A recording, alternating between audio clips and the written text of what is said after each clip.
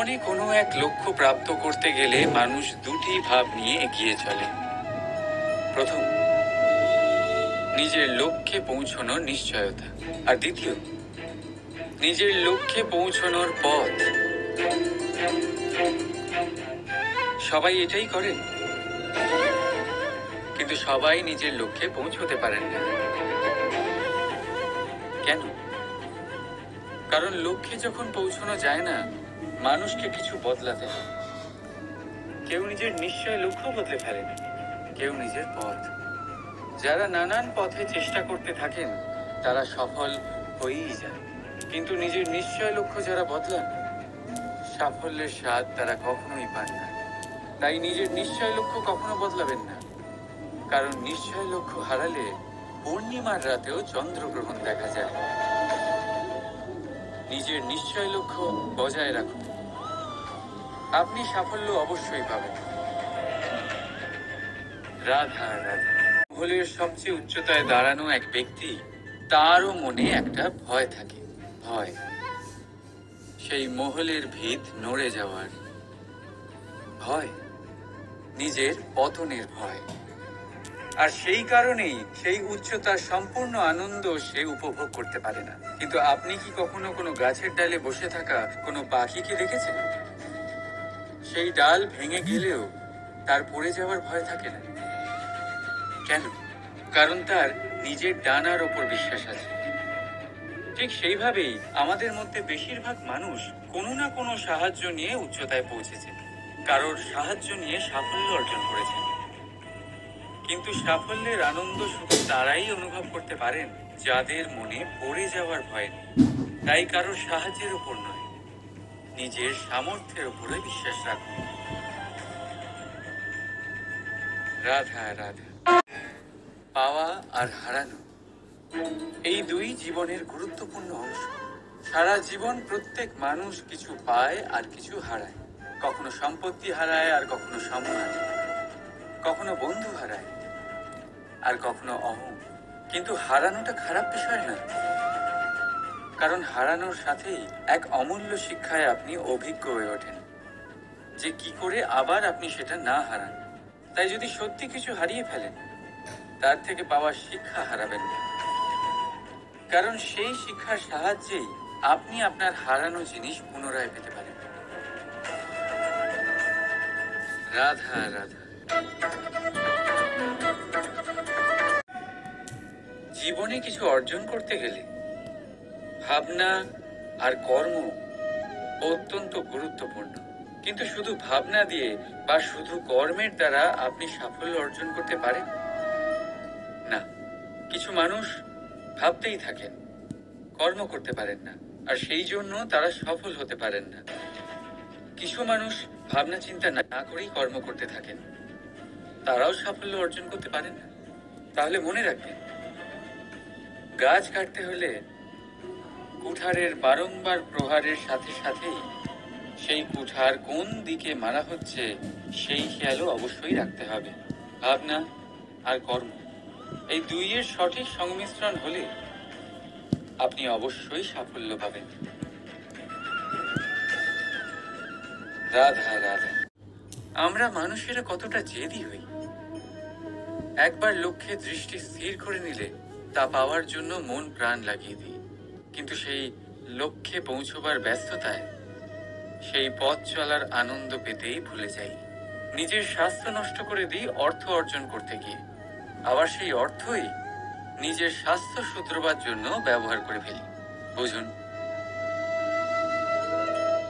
দেখুন, ইচ্ছে খারাপ নয়, কিন্তু ইচ্ছে পূরণ করার চেষ্টায় ওই পথে আনন্দ পেতে ভুলে যাওয়া, এ তো মূর্খতা। যা নেই তা পাওয়ার চেষ্টা আপনি অবশ্যই করুন, কিন্তু যা আছে তার সম্পূর্ণ আনন্দ থেকে বঞ্চিত থাকবেন না। রাধা রাধা। আমরা সবাই জীবনে নিজের জন্য সবচেয়ে ভালোটাই চাই, সবচেয়ে ভালো সুবিধা পেতে চাই, সবচেয়ে বেশি সম্মান পেতে চাই। কিন্তু সবার পক্ষে এই সব পাওয়া কি সম্ভব? হ্যাঁ, নিশ্চয়ই। শুধু একমাত্র বাধা সময়। আমাদের জীবনের কোনো স্থায়িত্ব নেই, তাই যদি সময়ের সদ্ব্যবহার করেন তাহলে একটু সুবিধে হতে পারে।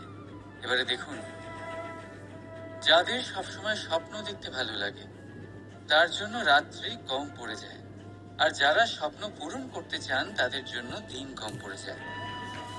যারা সম্মান পেতে চান তাদের জন্য সব সময় পরোপকার কম পড়ে যায়, আর যারা জ্ঞান অর্জন করতে চান তাদের জন্য মনোসংযোগ। জীবনে যদি নিজের লক্ষ্যে পৌঁছতে চান তবে সময়ের বিভাজন আপনাকে ঠিক করতেই হবে। মনে রাখবেন, রাধা রাধা। লোকে বলে জীবনে মেলামেশা করা অত্যন্ত আবশ্যক। এতে সম্পর্কের আধারও হয়, আবার ব্যবসাও চলে। কিন্তু সবচেয়ে বেশি গুরুত্বপূর্ণ হলো ব্যবহার। তাই এই বিষয়ে ভাবুন, আপনার জীবনে কি আপনার সাথে মেলামেশা করবে তা নিশ্চিত করে সময়। আপনি আপনার জীবনে কার সাথে মেলামেশা করবেন তা নিশ্চিত করবে আপনার হৃদয়। আপনি যাদের সাথে মিশছেন তাদের হৃদয়ে আপনি কতক্ষণ থাকবেন তা নিশ্চিত করবে আপনার ব্যবহার। নিজের ব্যবহার ভালো রাখুন, সব ভালোই হবে। রাধা রাধা। এই ফুল দেখতে পাচ্ছেন আপনি? এটা সেই ফুল যার জীবন এই ডালে শুরু হয়েছিল। দর্শকদের চোখে প্রশংসা দেখল সে, মধুর লোভে মৌমাছিরা এলো, আর তারপর ডাল থেকে ভেঙে নিচে পড়ে গেল সে। কেন? নিয়তি এরকম কেন করল ভাবুন। কারণ ওই ডালেই ফুল হয়ে থাকাটা এই ফুলের জীবনের লক্ষ্য কখনোই ছিল না।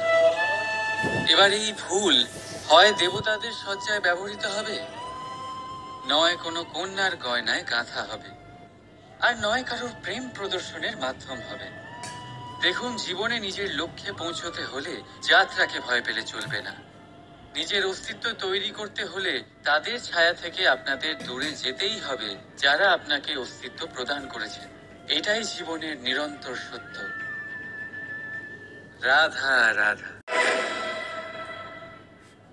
আমাদের সকলের জীবনে কখনো না কখনো পাথর দ্বারা আঘাত লাগেই, আর এই সংসারও আমাদের ওপরে কখনো না কখনো পাথর বর্ষণ করে। কখনো আমাদের খারাপ ভেবে, আর কখনো আমাদের অসফল ভেবে, কখনো আমাদের বুদ্ধিহীন ভেবে। কারণ অনেক আছে, কিন্তু এই পাথর দ্বারা আমরা আঘাত পাবো কি পাবো না তা সম্পূর্ণ আমাদের হাতে। হয় আপনি এই পাথরের আঘাত পেয়ে চোখের জলে ডুবে থাকতে পারেন, আর নয়তো যদি আপনি চান তাহলে এই পাথর দিয়ে সেতু বানিয়ে সকল সমস্যার সাগর অতিক্রম করতে পারেন। সিদ্ধান্ত আপনার। এই পাথর এ হলো প্রতীক আমাদের নিন্দার, আমাদের আলোচনার। যে এই আলোচনা নাকারাত্মকভাবে দেখবে সে শুধুমাত্র কষ্টই পাবে, আর যে এই আলোচনাকে নিজের বিকাশের আধার বানাবে সেই সাফল্যের চূড়ায় পৌঁছবে। তাই মনে রাখবেন, আলোচনা আপনার শত্রু নয়, আপনার সবচেয়ে বড় মিত্র। রাধা রাধা। মিষ্টি জল সবার পছন্দ, কিন্তু নোনতা জল কেউ পছন্দ করে না। এইবার ভাবার বিষয় হলো মুক্ত, যা সমুদ্রের গহ্বরেই তৈরি হয়। নোনতা জলের মধ্যে থেকেই প্রতি মুহূর্তে অন্য প্রাণীদের থেকে বেঁচে নিজের অস্তিত্বকে বাজি রেখে ঝিনুক মুক্ত প্রদান করে থাকে। কখনো ভেবেছেন কেন? কারণ সংকটের সম্মুখীন না হয়ে, চরম পরিস্থিতির সাথে না জড়িয়ে আপনার কখনোই সুপ্রাপ্তি হবে না। তাই নির্ভীক হয়ে সংকটের সম্মুখীন হন, আর আমার সাথে ভালোবেসে বলুন, রাধা রাধা। আমরা সকলেই সময়ের গুরুত্ব বুঝি। সময় আমাদের তৈরি করে, আর সময়ই আমাদের নষ্ট করে দেয়। কখনো ভালো সময় আসে আর কখনো ভীষণ খারাপ সময় আসে। তবে আশ্চর্যের বিষয় এটাই যে সব জেনেও আমরা সময় নষ্ট করি। মনে রাখবেন, সময় শুধু বয়ে যায়, কখনো ফিরে আসে না। তাই ভালো সময় আসার অপেক্ষায় সময় নষ্ট করবেন না। যাই করবেন আজ, এক্ষুনি, এই মুহূর্তে শুরু করুন। তা সেটা কাউকে আনন্দ দেওয়াই হোক বা নিজেকে বদলানোর চেষ্টা করা হোক, যাই হোক না কেন, বিলম্ব করবেন না। কারণ সময় শুধুমাত্র তাকেই সঙ্গ দেয় যে সর্বদা সময়কে সম্মান করে। রাধা রাধা।